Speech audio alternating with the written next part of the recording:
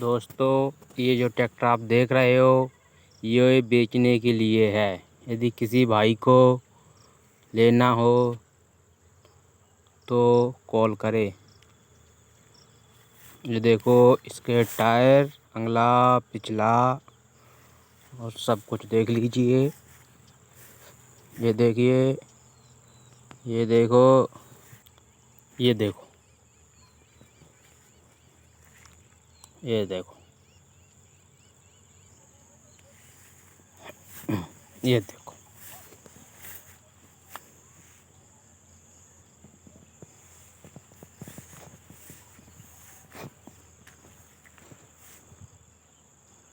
यह देखो, जिस किसी को भी लेना हो वो इनसे संपर्क करे।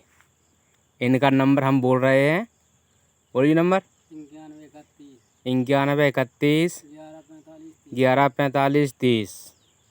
ओके।